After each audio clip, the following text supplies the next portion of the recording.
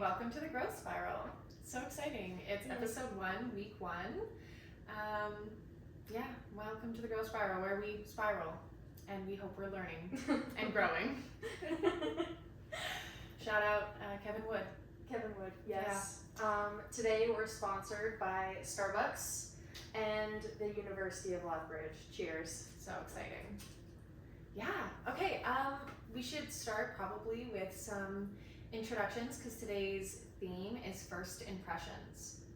Very exciting. Yes.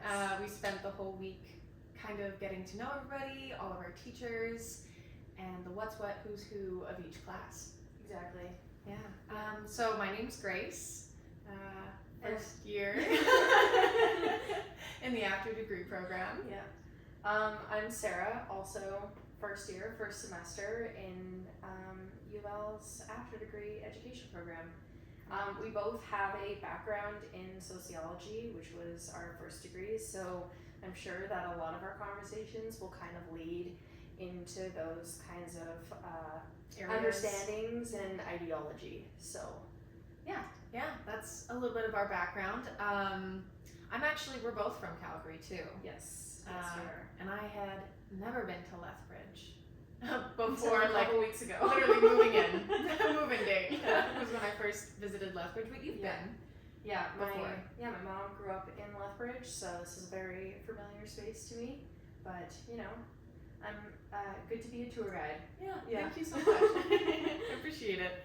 That kind of leads us into why it's so important to get to know people, because in educational psychology, there's a lot of things where you have to understand the context of which people are coming from. Exactly. In order to meet them where they're at and help them learn and grow. Mm-hmm. Love it. Tagline. To bleed into that, one of the things that we really wanted to touch on today, because it kind of stood out to us in class, was self-efficacy. Yes. That was a big one. That was, I think that's probably one of the more important things that we've come across. As student teachers, self-efficacy is extremely important, but also that ties in your students, it ties in your practice as an educator, and totally. It basically, we took a test in class. It was the self-efficacy little form that we filled out, yeah. And so we do our first one at the start of the semester, which we took on Tuesday last week, and then we will do another one at the end of the 8 weeks. And before we had started our podcast, we were talking about how at least I was feeling like you're taught to be confident in yourself and what you're doing. And it's hard to do that when we've never really encountered these types of questions in terms of self-efficacy as a teacher before. Yeah. And then wanting to be confident with those answers and thinking, oh yeah, I could definitely do that. But also I've never done that before. Can I do that? I know, and that is kind of actually the question of self-efficacy. Exactly. Is how confident are you as a teacher to lead a classroom, meet children where they're at, deliver an effective lesson plan, and deliver effective forms of assessment, whether it's formative or, what's the other form? Formative or, starts with the C, summative. Summative, okay, yeah. I think so. So that's probably going to tie into it. A part of self-efficacy is having confidence in your knowledge. Yeah.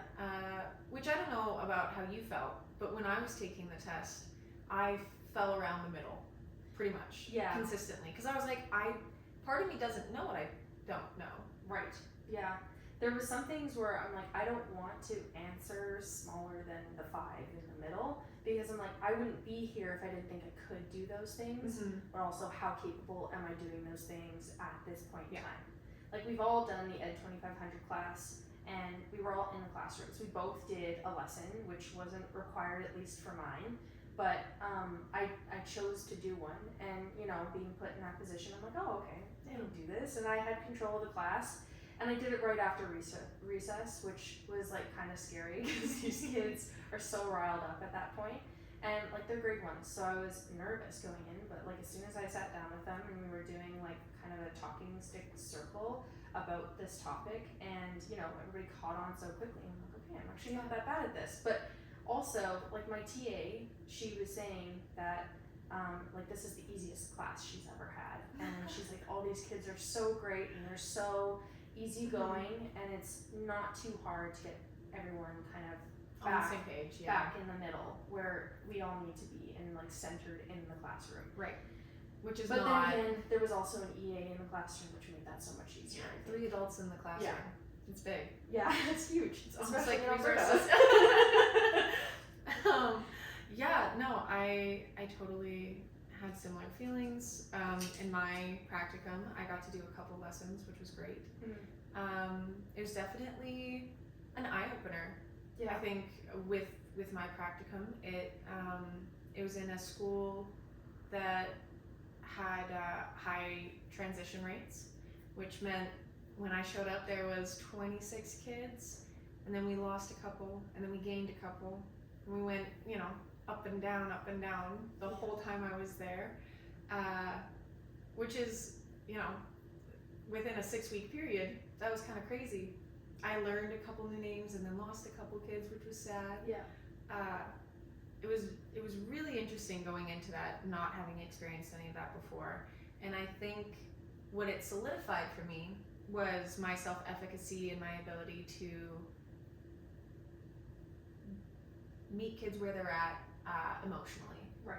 I am really good at connecting with kids, and on that level, like, I think that I feel really good about my ability to do that and be empathetic and connect. Yeah. What I get a little bit worried about is my ability to create effective lesson plans. That, because I don't want to plan, and we talked about this in class, which I wanted to touch on, is I don't want to plan for the middle. Right. In the bell curve that you get, if you're planning for the middle, you've got everybody kind of every which way. Yeah. But how do you do that? How do you not plan for the middle? Yeah, and I think like that saying is, and what all my teachers said throughout my grade school years was, you teach to the edges and not the middle, because that middle person doesn't really exist. Yeah. Because everybody is on the edges somewhere in the classroom, and so it's finding a way to teach to all those. I want to go back to what you were saying. You told me the other day that there was like 25 different languages being spoke in that classroom, or kids just all from all over, and that was probably kind of a scary experience for you as a like brand new person in a classroom in a position of being a teacher. Yeah. Right. And I wonder if you want to touch on like how you felt about your self-efficacy, beginning, middle, and end. Right. Yeah. The beginning, when I came in and she was like, so we have 3 students who speak English natively, and then everyone else is ELL. And I went, okay. Okay. I was like, how proficient in English are most of them? And she was like, there's a scale. And she said most of them fall around the 3 range. It's like, I think 1 to 4. And most of them fell around the 3 range, and the other parts maybe the 2 range, which just meant that we spent quite a bit of time translating for students certain lesson plans or certain directions. And what was really interesting is we had a kid, and she mentioned how at the beginning of the year he appeared at the very least to understand most directions, understand most things, and then towards the end of the year he was getting tired and I think was struggling with something, but he started saying he didn't understand like certain lessons or certain words that previously he had demonstrated an understanding in. And so that was really interesting to navigate, to get to the root of why maybe a kid would say, I don't understand. Right. I don't. When part of you is like, I've seen you do it before. Yeah. So there were lots of interesting backgrounds to work with. And I think about halfway through, I felt pretty confident in it, just because getting to know the kids, like they're smart. they're so smart. They are. And they have really such are. an eagerness to learn. Yeah, and that was a 5-6 split? 4-5 split. 4-5 split, okay, right. Yeah, yeah. So it was a 4-5 split, and I had one girl who knew 6 languages. That's insane. English was her 6th one. Oh my gosh. I was like, Good for you're her. way smarter than me. Yeah, that. I think the whole experience made me feel more confident in myself. It made me feel it was a little daunting, No kidding. especially, when we talk in class. I find that most people tend to say that like maybe 30% of your class will be on the outskirts or kids who are ELL or kids who have certain IPPs or that sort of thing, and You were at like 90%. it was 90%. Yeah. It was it was a very intense classroom, Yeah. but I really appreciated the experience. Good. I think There's a Yeah. lot of people who would have quit at that point. So I think that did definitely like build your self-efficacy as an educator. Because I think that maybe if that was my very first classroom, I would have had way more doubts today than I would have going in. Because I feel some level of confidence and my own self-efficacy like going into all these things. But I mean, if I had started there, I wouldn't be surprised if that was like, I can't do this, I don't want to do this anymore, I don't know what I was thinking. So that mindset that you have is incredibly important. And you were fortunate to have had that experience, but Yeah. also that must have been scary. That would have been terrifying for me, I'm sure. Yeah, So. I think it's kind of interesting. You kind of rise to expectations. Like Right. when we talk about kids Mhm. too, like you kind of just rise to the expectations sometimes. Like if you don't get a chance to fail, then you don't get a chance to succeed. You're kind of just Yes, love you're it. cradled a little bit, and so challenging people in inappropriate ways, in age appropriate ways, like Yeah. challenging them. Mhm. I think it can increase even a student's self-efficacy too.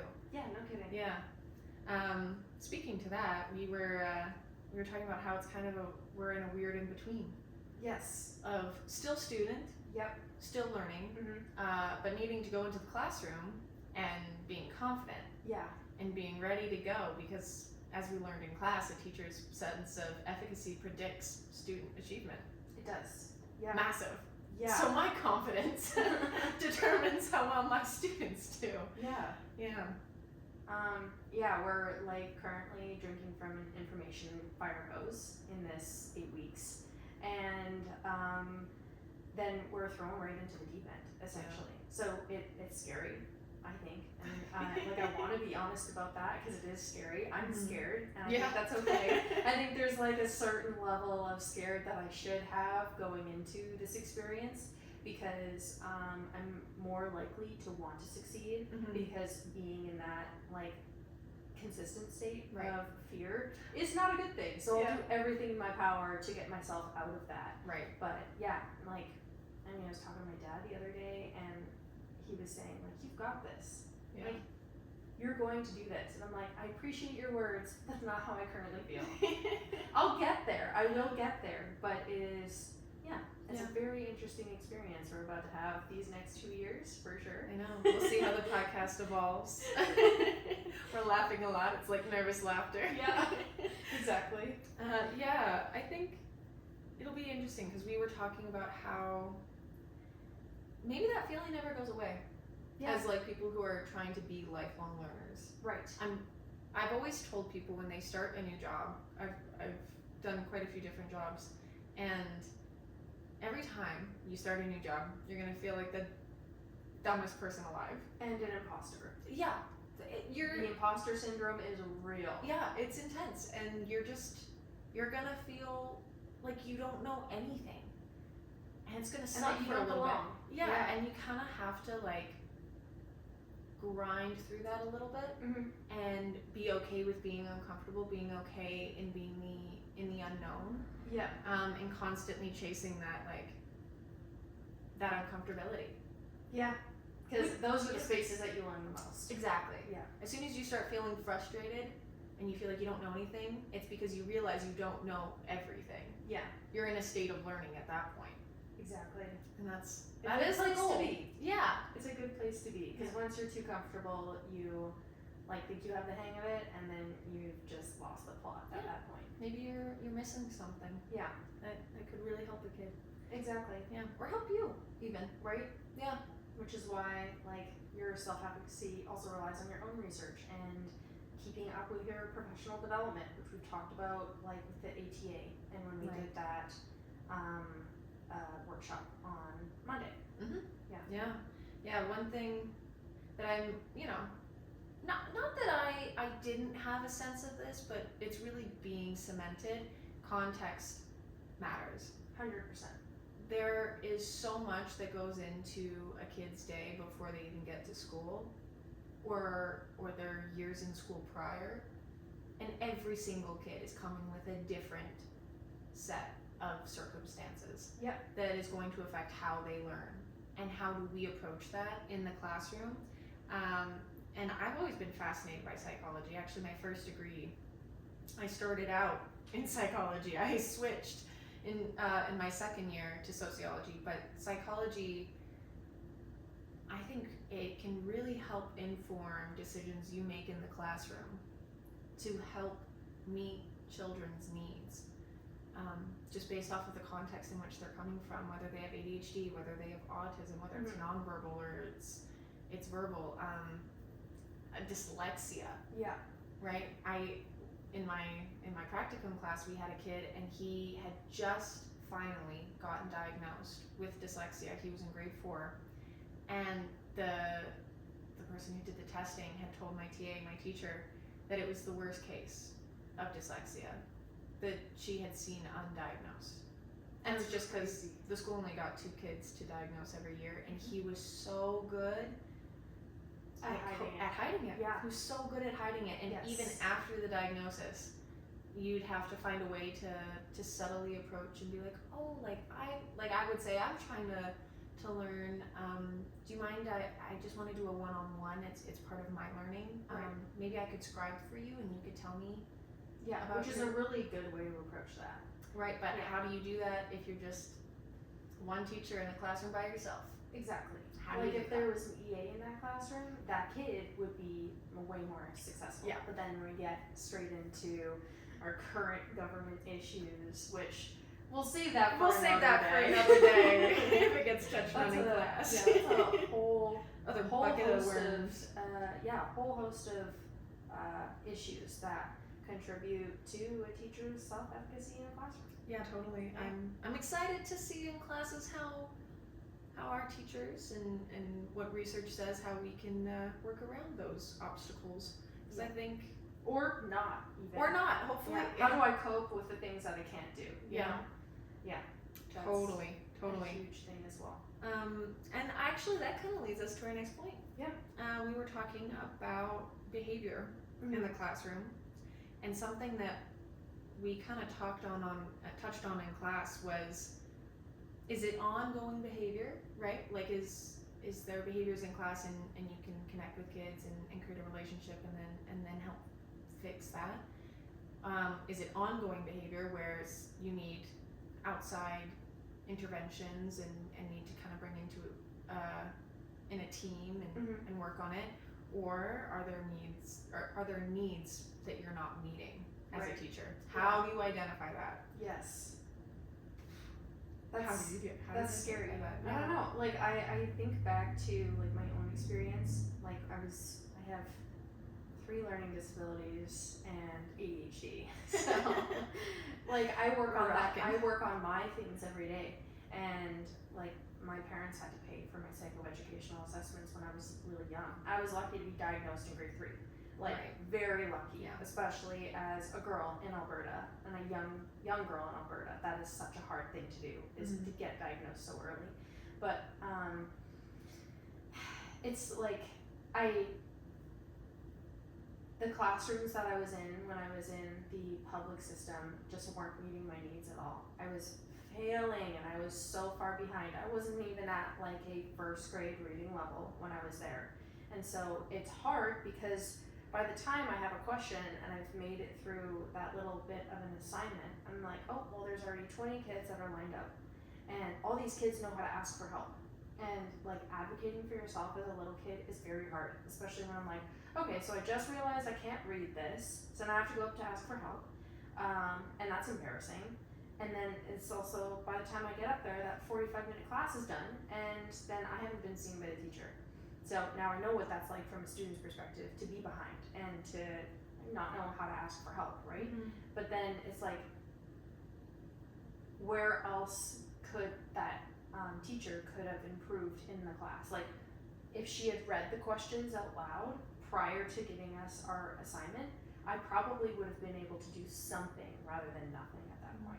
And so like teaching to those things, and we've had multiple profs say, okay, before we do anything, before we move, I'm going to explain the instructions and what you're supposed to do and what you're not supposed to do, right? Or just explaining it in a way like when Kevin was saying, like, okay, now don't touch anybody when you're walking across the room.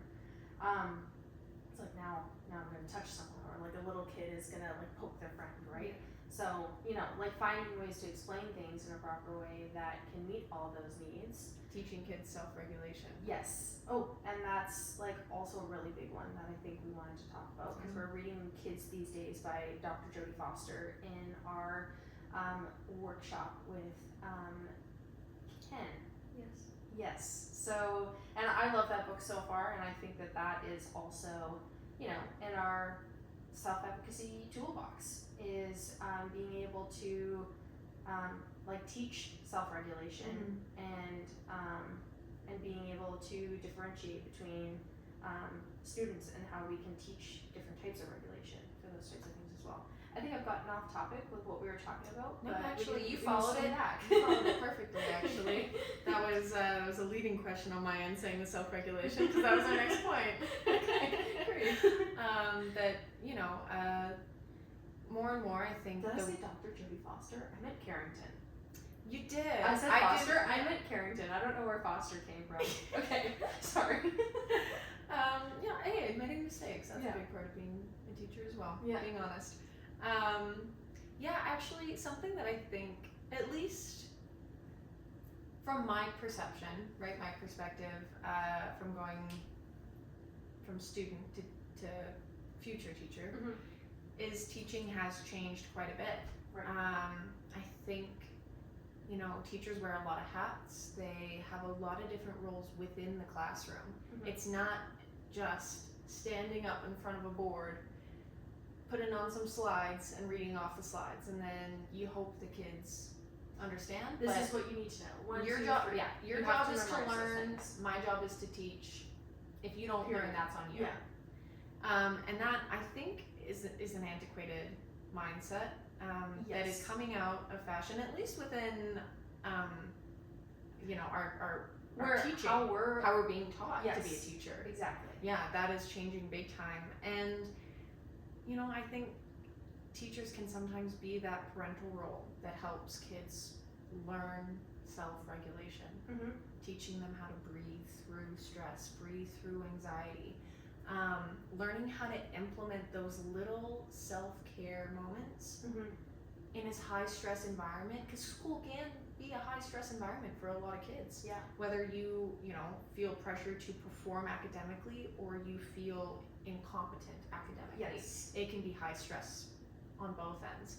So just learning and teaching how to help them get through that is really, really big. And sometimes you're a social worker, right? Like you see problems and you have to be able to differentiate whether or not that is a problem that they need extra help with. Right. It is not just, you know, I'm going to email mom and dad and I'm going to work on the classroom, but they need extra help outside the class.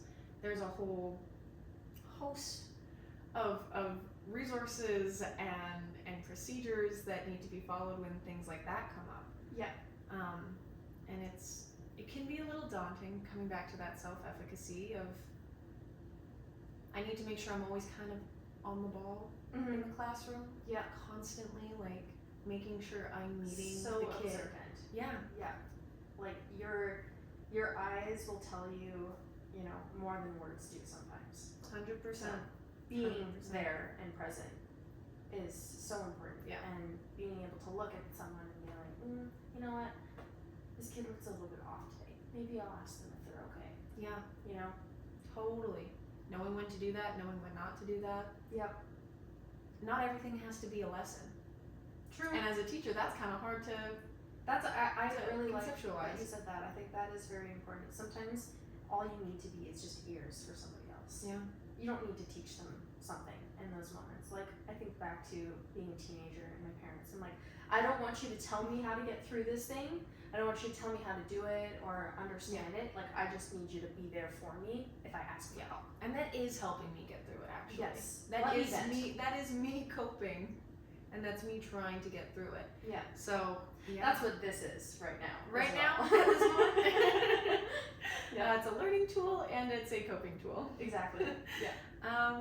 Yeah, and I think the last thing we wanted to touch on, kind of coming back to it all, is how do we assess kids in the classroom, Yeah. and is trying not to teach to the test. Right. That's Mastery over performance. exactly. And you know, I was thinking about that the other day, like with my grade 3 PATs. I'm like, why in grade What? 3 did I have provincial exams? Like absolutely diabolical. I can't even. I don't even want to get into it because I'm gonna get so mad. But like I think about those, and like all my teachers were doing was teaching to the test. I'm Yeah. like, what am I learning? Mm. How old are you in grade 3? Like 9? Yeah. 9? 8. 8, 9 years old? Absolutely insane. Yeah. That is not like I don't remember a darn thing that I learned in grade 3. I'll tell you that right now. Like why are we teaching to the test? What am I learning I in know. those environments when all we're doing is teaching to a test? It's so hard because especially when you're older and you're doing either like provincial exams in grade 9. I don't know. I think we still have those. And then grade 12 diplomas, because you know your teachers try to prepare you as best as possible so that you can graduate and you can move on to whatever it is that you feel like doing. Right. Yeah. But you know, it's like I feel like I could have learned so much more if we weren't teaching to a test. If my teachers were like, you know what, this book is going to help out this class a lot more than this other one is going to be like for this exam, you know? Or even like, this is- differentiating the way yes. that your lessons are, like Mm-hmm. projects. Yes. Those were big for me. Yes. I remember those so clearly. Mhm. I can, like The Hobbit, I did a claymation where like we made little I love clay that. statues and we like had to animate it and like show what we learned and like the biggest lesson in the book. Mhm. And then we animated it and like put it on film and we all watched each other's like little mini movies. That would be so cool. And I learned so much from that. Yeah. You know, it Because you really put yourself into those projects. exactly. Yeah. And not saying that every kid is gonna thrive in that In a creative specific project. Yeah. environment, Mm-hmm. but if you're always having to teach to the test, like always like being forced to make sure that kids have to do well on the PATs, do well on the diplomas, then you're kind of stuck teaching kids how to take tests Yes. and how to perform well on tests versus actually understanding the material. Because test anxiety, I don't know anyone actually who doesn't have some form of test anxiety, yeah. and that can not show their learning. Right. That might not show their actual mastery over a subject. They might know a lot more than what they're able to do on a test in a timed fashion. Yeah. And like we were talking about like MAD minutes in our assessment and learning. Is that one? Yeah, assessment and learning. Yeah. Yeah. Assessment and learning course, and like MAD minutes are the bane of my existing. Spelling tests, no, please don't take me back. Just like you feel so incompetent as a student who's struggling when all you're doing is trying to get there in a certain amount of time. Yeah. You have like 5 minutes to do a spelling test. You know, it's like for my class, I remember like in grade 6 especially, we were doing spelling tests and I I can see it right now in my head. Everybody like looking at each other like, I don't know how to spell that word, and I'm gonna guess, and then it's gonna be embarrassing when I have to take my test and hand it to the person behind me for them to grade. Oh, You know, it's like there's so many different things. Like I struggled with those ones, but maybe there was one other kid in that class who was like, oh, this is my favorite thing. I get to take this home. I get to show my mom and dad, and it's gonna be the best thing ever, and they're gonna be so proud of me. And having those options, having kids. But why is it the only? Why is test it the that only yes, option? Exactly. Yeah. So just making sure that coming into this profession, we're going in with 2 eyes open. Yeah. Trying to make sure that we center the kid. Yeah. In everything we do, and that doesn't mean not challenging them, right? Mhm. That doesn't mean not giving spelling tests and not helping them understand how to take tests. But a different way of maybe doing it. Yeah. And giving different options of demonstrating your learning.